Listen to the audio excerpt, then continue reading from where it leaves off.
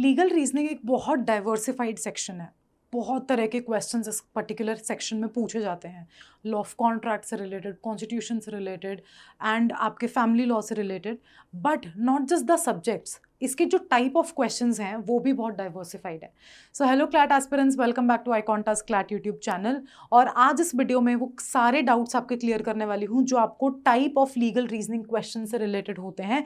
Because आप सोचोगे कि मैम इस वीडियो में ऐसा क्या बताने वाली है जो हमें नहीं पता है। हमें तो पता है पैसेज बेस्ड क्वेश्चन आते हैं लीगल रीजनिंग में, बट पैसेज बेस्ड में भी किस तरीके के क्वेश्चन आते हैं वो सब मैं आपको बताने वाली हूँ। Types of legal questions in CLAT, ठीक है, कि किस तरीके के क्वेश्चंस, आपको किस तरीके से उन क्वेश्चंस को डील करना है, वो सब हम वन बाय वन समझेंगे। And you will be very very surprise to know कि ये क्वेश्चंस ऐसे भी आते हैं, हमें तो पता ही नहीं था, और इन क्वेश्चंस को ऐसे सॉल्व करना होता है। एंड मैं आपको हर एक एग्जाम्पल, हर एक क्वेश्चन के साथ समझाऊंगी। So stay tuned till the end of the video and you will master the CLAT legal reasoning section if you know these type of questions for the legal. So let's begin. CLAT legal reasoning test understanding of principle and their applications. We know that it is the principle fact relationship type of questions that are asked. Type of legal questions help aspirants define and identify patterns. आप identify कर सकते हो patterns को कि किस तरीके का pattern लगेगा उस question को solve करने के लिए and आपको क्या technique लगानी है. Knowing question type improves accuracy and speed. ठीक है, आपको अगर पता हो कि किस टाइप का ये क्वेश्चन है तो आपकी स्पीड एंड एक्यूरेसी दोनों इंक्रीज होती है, right? So the first type of question is the direct rule application, single principle question, जहां पर सिर्फ एक प्रिंसिपल होता है और आपको उसी प्रिंसिपल को अप्लाई करना होता है पैसेज में. What it tests, can you apply a clear rule to the simple facts without importing outside knowledge. वो ये टेस्ट करता है कि क्या आप एक क्लियर रूल से सिंपल फैक्ट्स को सॉल्व कर सकते हो. How to spot one shot principle, facts mirror the rule, options are outcome focused. ठीक है, मेथड क्या होता है? Extract the operative words, match elements and facts, eliminate options that add new conditions. देखो इसको एग्जांपल के थ्रू समझते हैं. A person who intentionally causes physical contact, likely to cause harm commits battery. ठीक है, यहाँ पे ये तीन वर्ड्स हैं हमारे. A flicks B's ear as a prank, B gets a minor cut. Right? No battery, it was a prank. Battery, intentional harmful contact.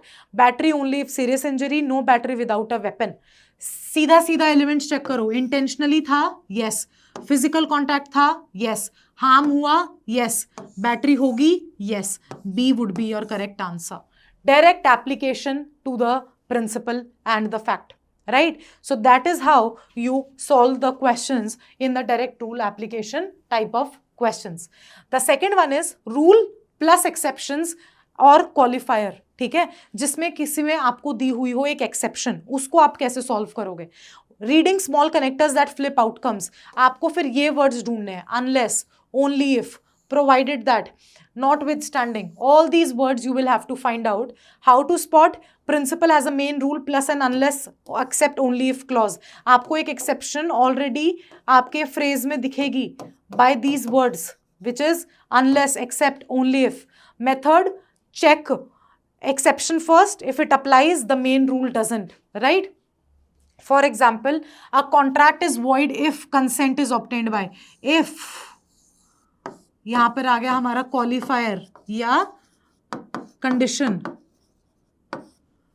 Obtained by coercion unless the threatened act is a lawful warning. Unless, ये हमारे हो गए दो trigger words, unless and if, right? S threatens to file a genuine police complaint if R does not repay a debt. R signs an agreement to repay. क्या है? देखो, unless threatened act is a lawful warning. Lawful warning है, अपना पैसा वापस लेने के लिए तो कोई भी इंसान वार्निंग देगा ही, तो it will be a valid lawful warning exception. यहां पे एक्सेप्शन लग गई and that is why B becomes your correct answer. Right? Now competing और ओवरलैपिंग प्रिंसिपल्स. कंपीटिंग या ओवरलैप जो प्रिंसिपल्स करते हैं वो टेस्ट करते हैं आपकी कौन से रूल को प्रायोरिटी दोगे. आपको स्पॉट कैसे करना है. Two principles are given, both seem relevant but point to point different results. Prefer the more specific or the one with explicit override. Let's see a mini MCQ. Public protest is protected speech. Public protest is protected speech. Blocking an ambulance route can be lawfully restricted. Blocking an ambulance route can be lawfully restricted. A protest sits on the only road to a hospital for 2 hours. Protected speech absolute, restrictable due to ambulance route. Yes, ambulance route आपका second वाला जो principal है वो ज़्यादा specifically लग गया क्योंकि इसमें एम्बुलेंस की बात हो रही है and that is where option B becomes your correct answer and it is the competing और overlapping example. Element checklist definitions. अब एलिमेंट्स को आप कैसे चेक करोगे? आपको सारे एलिमेंट्स को पहचानना है जैसे आप नेग्लिजेंस और डेफर्मेशन में करते हो. और the principle list elements facts में satisfy some but not all. जहां पे सारे फैक्ट्स सेटिस्फाई होंगे वहीं पे आप लाइबिलिटी बनाओगे, सम में नहीं. Tally each element, one missing no liability. जहां पर भी एक भी एलिमेंट मिस हो गया वहां पर कोई लाइबिलिटी नहीं बनेगी. Defamation requires publication, false statement, harm to reputation. P emails Q privately saying R cheats. False. R loses clients after email leaks from Q. Leaks from Q. No defamation. Private email isn't publication. Defamation publish occurred when Q shared it. Yes, this becomes the correct answer क्योंकि email leak भी हो गई है तो publication हो गया. ठीक है, false statement थी, reputation को harm हो गया and that is what is defamation. Right? This is element checklist defamation kind of questions. Now causation fault. किसका इंटेंशन क्या था, कौन नेग्लिजेंट था, उस तरीके के questions. Mens rea versus negligence, foreseeability but for causation. How to spot? You will see these words: intentionally, knowingly, recklessly, reasonable person, right? Identify required mental state, check forcibility chain. Let's see an example. Negligence is failure to take reasonable care causing foreseeable harm, right? Shop keeps oily floor without warning, customer slips and fractures arm. Is the person would be liable for negligence? Yes, negligence, breach of duty to take care plus foreseeable harm. अगर एक oily floor है तो आप फोर्सी कर सकते हो ना कि कोई गिर सकता है, तो फोर्सिएबल हार्म था and that is why option A becomes your correct answer. Right, the next one is rights versus restrictions, constitutional balancing. यहाँ पे आपके कॉन्स्टिट्यूशन में लगता है इस तरीके का question. How to spot? You will see certain words like freedom, rights, principle plus a reasonable restriction. Example: speech may be restricted if necessary to prevent imminent violence and no less restrictive alternative exists. ठीक है, यहाँ पे उन्होंने दो option दे दिए आपको: necessary to prevent imminent violence and no less restrictive alternative exists. City bans a peaceful rally 48 hours before citing vague tension. Heavy police is available. Valid restriction, tension exists. Invalid, no imminence, less restrictive policing exists. ये देखो, heavy police है, policing हो सकती है, इसीलिए ये restriction invalid है, right? Analogy, president mapping. Employer liable when injury occur during a task done at employers request of premises, right? Which is most analogous? Same तरीके का वर्ड मीनिंग किससे निकलेगा, कौन से क्वेश्चन से, कौन से ऑप्शन से निकलेगा? Employee injured delivering files to client after hour on boss's request. आपको दिख रहा है सेम एनालॉजी फॉलो हो रही है कि अगर काम के बाद एम्प्लॉय कुछ कर रहा है एम्प्लॉयर की रिक्वेस्ट पे और फिर कोई हार्म हो जाता है तो the employer would be liable. The same analogy is being followed in the option number C and that is why C becomes your same correct answer. Burden, presumptions and procedural hooks. ठीक है, किस पे burden लग रहा है? Reading who must prove what, statutory presumption stated in the passage. How to spots? Words like shall presume, onus, rebuttable presumption, ये वाले words आपको दिखेंगे. If A is found in possession of recently stolen goods, presume A knew that they were stolen unless A shows a credible innocent explanation. A had stolen phone 2 hours after theft, shows a vague bill with no seller details. क्या presumption stands? No credible explanation. A is liable. तो यहाँ पे onus of proof के तरीके से आप questions को solve करते हो, right? Remedies and scope of liability, किस तरीके की लाइबिलिटी बनेगी, क्या रेमेडी मिलेगी, राइट? उस टाइप के questions. It tests matching the correct remedy to the extent of liability. For example, for continuing nuisance, courts may grant an injunction rather than only money damages.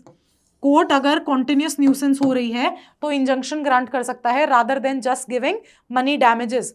Factory emit smoke daily affecting neighbours, no remedy, industry vital, money damages only, injunction is appropriate. So C becomes your correct answer because it goes directly with the principle कि continuous nuisance है तो injunction दिया जा सकता है, and that is where C becomes your correct answer, right? The last type of questions are statutory interpretation inside the passage. जहां पे proper section लग रहा हो, statutory interpretation लग रहा हो. Consumer protection law to be liberally construed in the favor of buyers. Ad says fireproof crackers, they explode abnormally, seller claims puffery. No liability, mere puffery. Liability, liberal construction favors buyer reliance. यहाँ पे clear liability दिखा रहे हैं. Consumer protection affect हो रहा है because यहाँ पर बायर्स के फेवर में कोई चीज नहीं आ रही है, एंड लिबरल कंस्ट्रक्शन हमें बायर्स के फेवर में देना है as per the principle, right? So these were the 10 type of questions that are asked in your legal reasoning while you appear for the CLAT exam. This is the cheat sheet, इसका screenshot ले लेना या फिर अपने friends के साथ directly भी share कर सकते हो. One rule, simple facts, direct application, unless only if provided exception. Two classic rules, clashing each other, specific versus general, override clause. List of elements in the rule, checklist, verify all, सारी चीजें verify होनी चाहिए. Intent, foreseeable harm, mens rea, negligence, causation. Rights with a test, apply stated test stepwise. Case given, analogy. Presume onus, burden and presumptions. Remedies named, pick remedy matching facts. Interpret strict and liberally, use that canon only. तो ये आपकी एक cheat sheet है जो आप maintain कर सकते हो for all the type of questions. What are the common traps? Real world law की knowledge को use करना. Missing small connectors. Half element satisfaction. Moral intuition over rule. False conflicts. Time and accuracy framework कैसे आपको maintain करनी है, पर passage 4 to 5 minutes only. Micro routine पर question, अगर कोई क्वेश्चन बहुत ज्यादा टाइम ले रहा है तो उसको स्किप करना है, right? And skip rule, if you don't identify the type in 20-25 seconds, mark and move and return later, right? So ये 10 आपको ऐसे क्वेश्चन, टाइप ऑफ क्वेश्चंस बताने का मेरा मोटिव क्या था कि आप जब इन क्वेश्चंस को देखो तो आप फटाफट आइडेंटिफाई कर पाओ कि ये किस तरीके का क्वेश्चन है, मुझे इसको किस तरीके से सॉल्व करना है. ये पूरी वीडियो आपको उस चीज के लिए हेल्प करने वाली है. 10 तरीके के क्वेश्चंस, इसके अलावा कोई और तरीके के क्वेश्चंस नहीं होते हैं. This is an exhaustive list.